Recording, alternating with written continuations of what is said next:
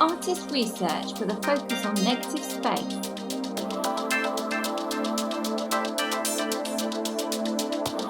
Here's a list of resources you might need.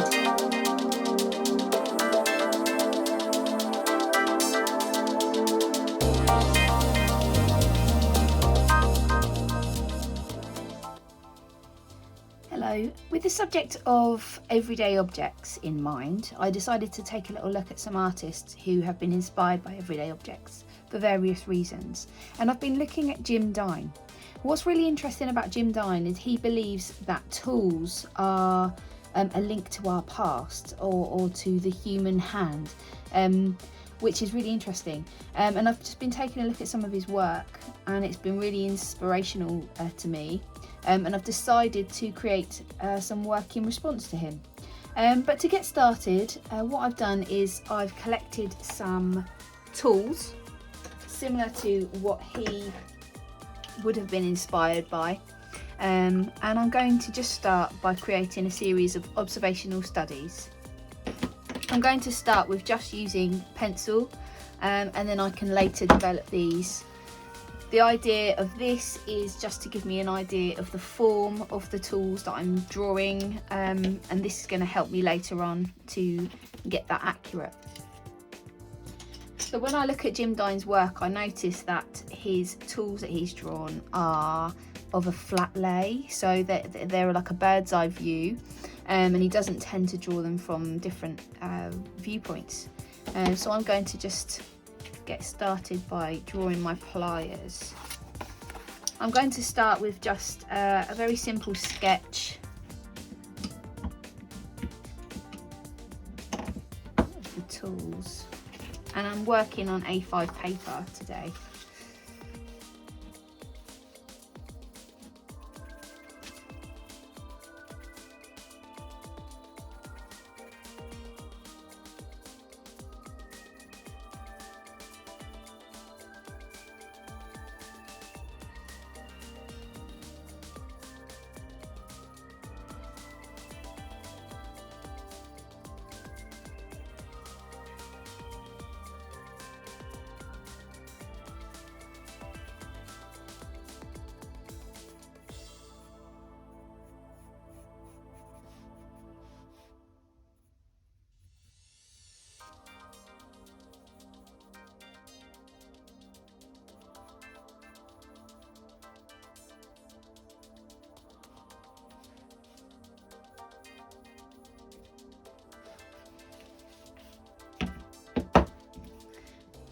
Okay, there's my pliers. I'm going to have a go at drawing my hammer now.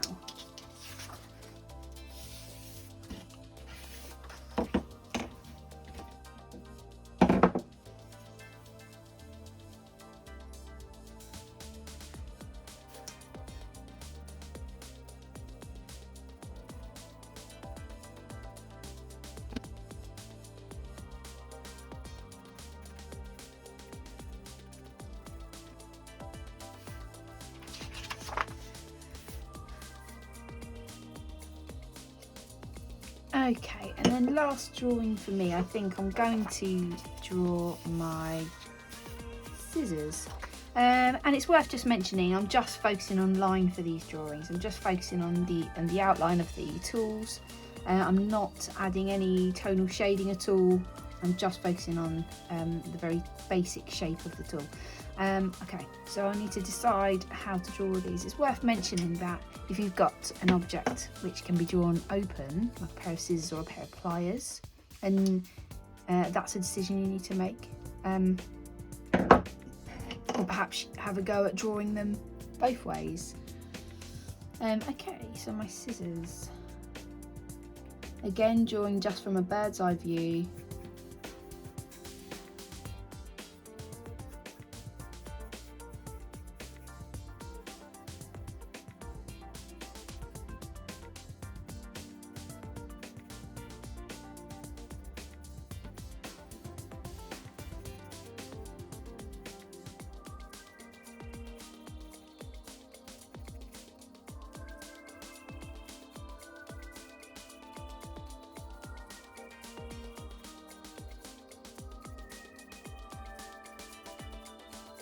There we go.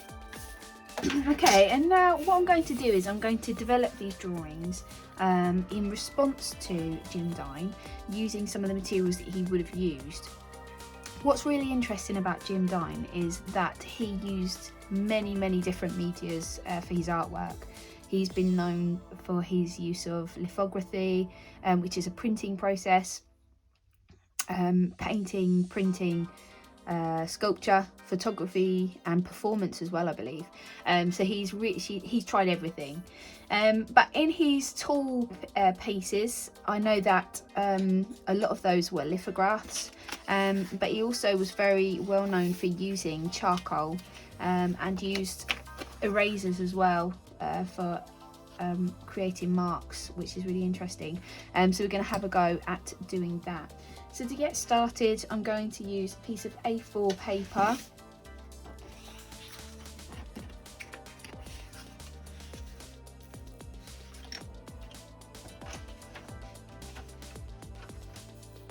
And I'm going to use all three of my drawings in one piece of work. So I'm going to think about how they might work together. I'm going to look again at Jim Dine's work and get ideas on my composition.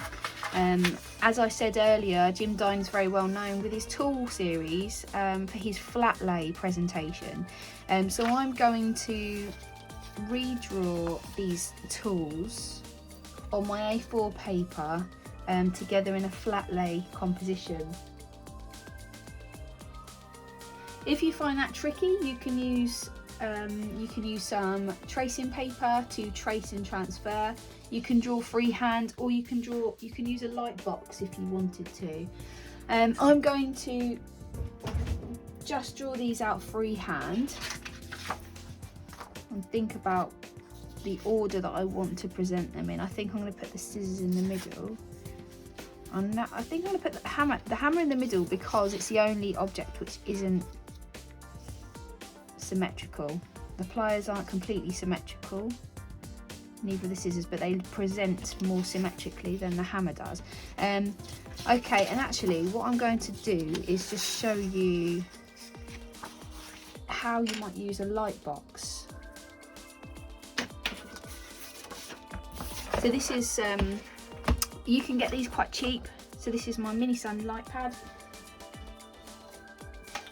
I believe you can get these online, and they're really handy for any sort of tracing work.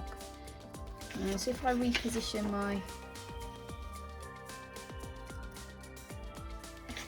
my objects like that, and then you can see that you're able to just trace over the top once you're happy with the position of them.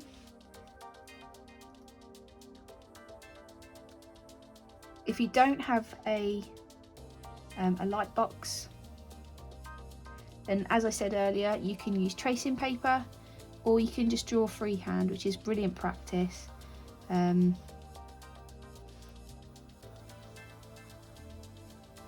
Or, as I did years ago, I would have just held up my drawing to the window, and that was my light box.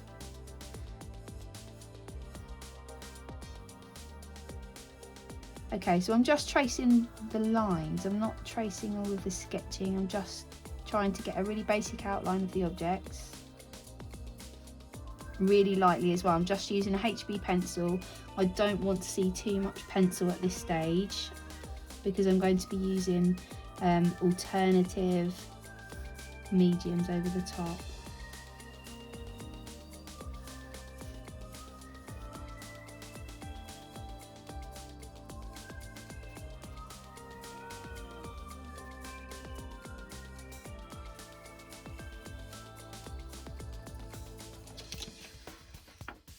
Okay, there we have the transfer.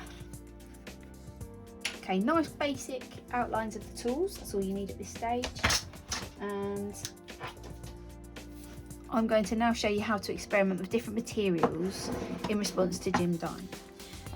Okay, so In previous lessons I've shown you how to use a dip pen or a cartridge pen, so we're going to have a go at using the dip pen for this task, but before we get to that stage we're going to use some charcoal.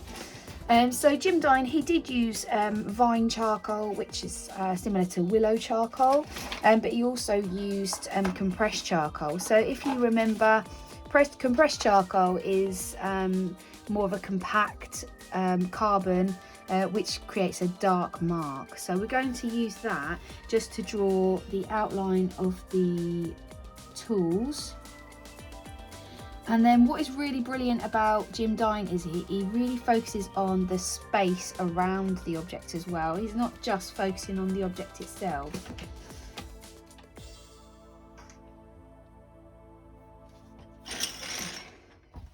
I'm going to bring in some of his work as reference now, so you can see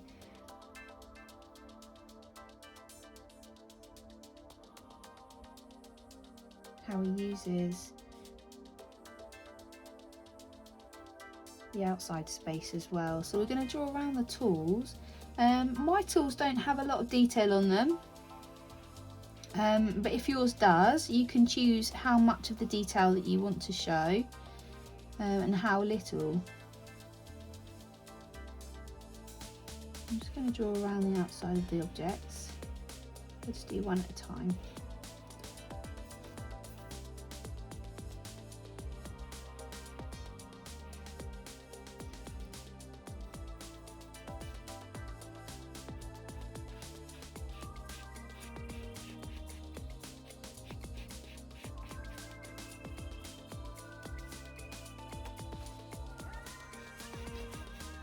And then I'm going to consider the space around the outside of the objects just as much as the object itself.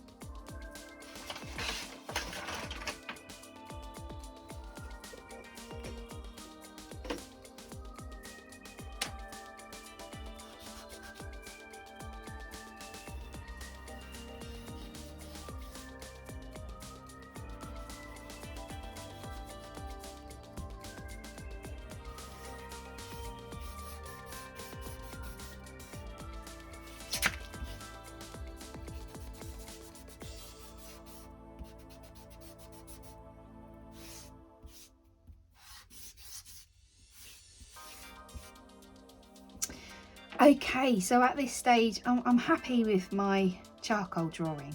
You can see that although I've just focused on the line of the objects, you can still start to see some of the form appearing. And just to strengthen that, I'm going to use a dip pen with some Indian ink, and I'm going to have a go at drawing some more lines over the top of my objects, and being a bit freer with the way I'm using the ink to get sort of an unfinished look.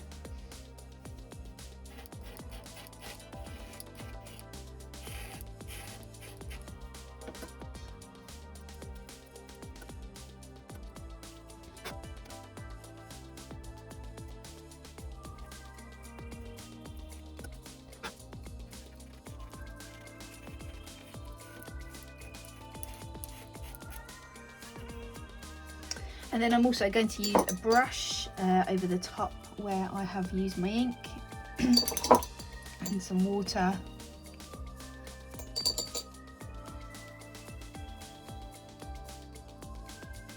just to create a contrast between the background and the tool itself.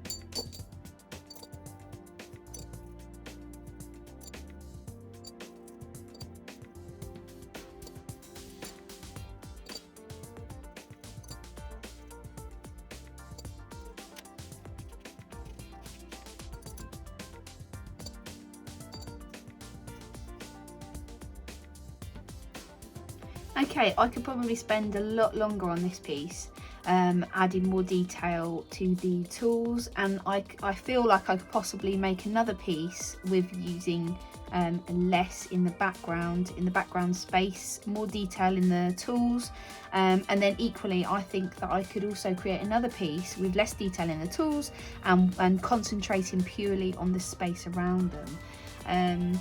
Have a go yourself, use any materials you have available. I've used compressed charcoal, willow charcoal, Indian ink and pencil.